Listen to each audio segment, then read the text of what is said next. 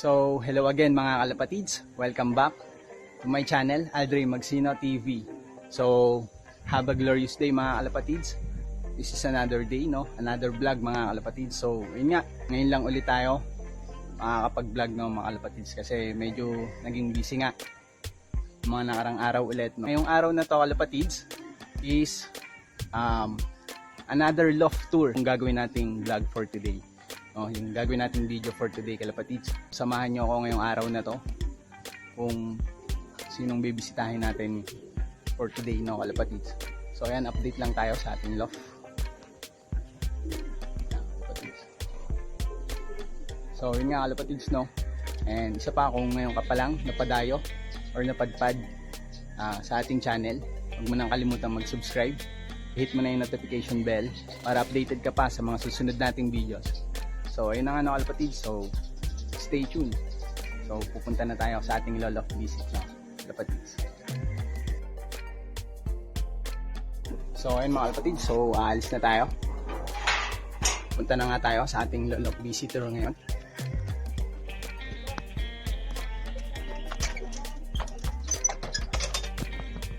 So ayan mga kalapatids. So ngayong araw nga to, aalis na tayo, palabas na ulit tayo ng ating looban. So ang bibisitahin natin is si Harold, no, Bombanwa, no, ng air diesel loft, no, ang basera ng Los Baños, no. So may kasama nga din pala tayo. So nandun na siya sa may labas, si Marlon Orlina, kung matatandaan nyo, siya yung unang nilok visit natin. So yun mga kalapatids, so wait lang kayo dyan. So ayun mga kalapatids, nandito na tayo sa labas. No, so naunahan tayo na ating kasama si Marlon Orlina, no. Matatandaan niyo, siya yung unang nilok visit natin. So ano, so paano, tara, alis na tayo. So naunahan tayo ni Boss Marlon sa ating antayan.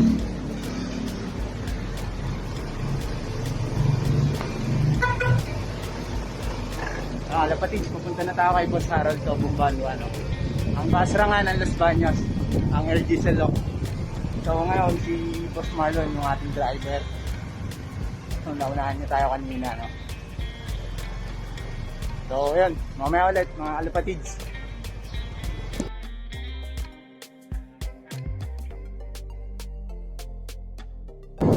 Si Boss Marlon, seryoso pagpamaneho.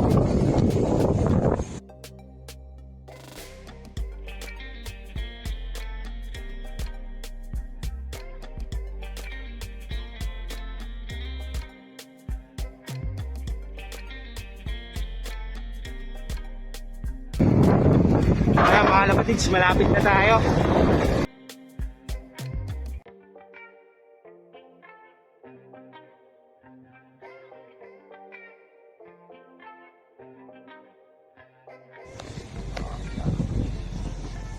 Diretso mo dun.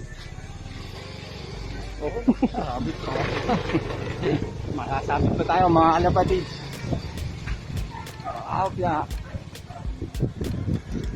So yun, dito na nga tayo, no, sa loft ni Boss Harold to Bombanwa, no. So ayun yung loft niya mga kalapatids. Sa taas.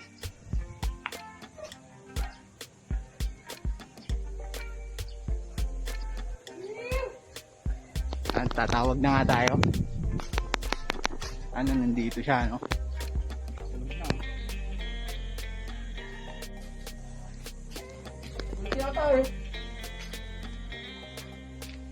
Tulog pa yata si Boss Harold. So ito pala yung ibon mga kalapatids. Stop. Stop. Mastra.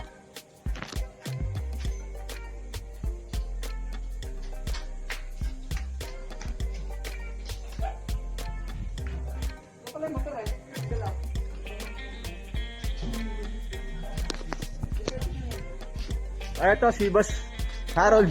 Mukhang kagigising lang yata. So ayun mga kalapatid, sakya tayo sa sa loob ni Boss Harold. Ayan.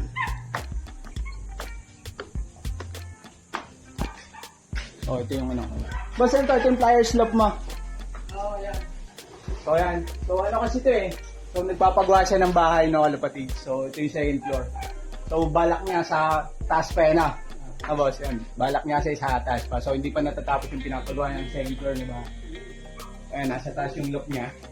So ito yung flyers loop niya. Kasi ano to, sama-sama na? North sa south niya. Sama-sama na. North and south. Ayan, kalapatid. So yan mga kalapatids, yung lock ni Boss Harold. No? So yan. So makikita niyo yung lock design niya kalapatids. So yan, kung makakakuha kayo ng mga idea kalapatids. So yun nga, pangalawang lock visitor natin. So yun, iba't ibang klase ng loft design kalapatids, kung para makakuha rin kayo ng mga tips and ideas kalapatids. So ayun nga si Boss Harold. So nandito siya. So ayun pala yung mga breeder niya Tapos ano mga line ng breeder natin dito? Halo-halo na yan, sir. Basra, yan. Basra. Pwede ba makita, boss? Naka-cross-cross na lang. Yung mga breeder niya. Ang daming nakakasa.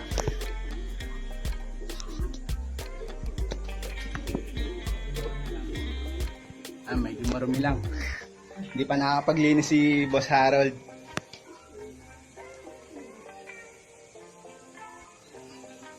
Boss, ang ganda na ito Ayan, off color mga kalapatids.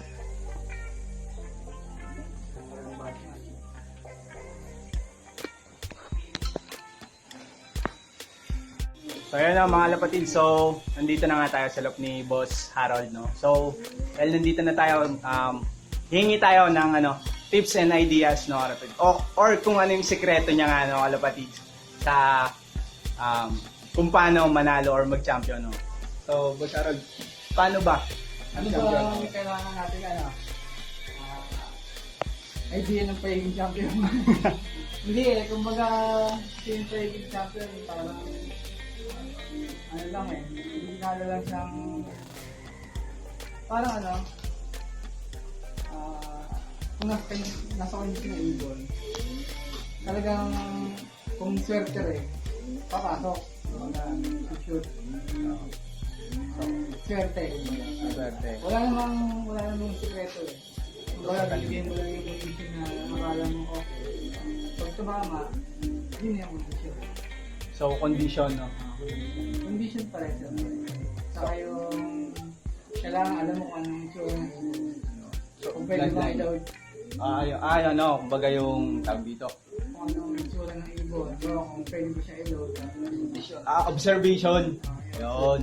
So, yung kalapatids, So, para sa kanya is, ang tinitingnan niya talaga is conditioning, Or yun nga, yung observation pa rin. Kasi, yun nga, ilo-load natin yung ibon, hindi natin alam, may sakit na pala siya. So, useless lang pag kinarga natin, di ba? So, yun yung tip na naibigay ngayon ni Boss Harold, Kapatids. Yun, sana may napulot kayong aral or tips ngayong araw ng Kapatids. And sana nag-enjoy kayo ngayong araw na to sa ating vlog ng mga Kapatids. So, ayun nga, maraming salamat. So, hanggang dito na lang yung video natin. So, maraming salamat sa lahat-lahat ng mga sumusuporta sa ating channel ng Kapatids. So, yun nga, kung hindi ka pa nakapag-subscribe, huwag mo nang kalimutan mag-subscribe ng Kalapatids ngayon.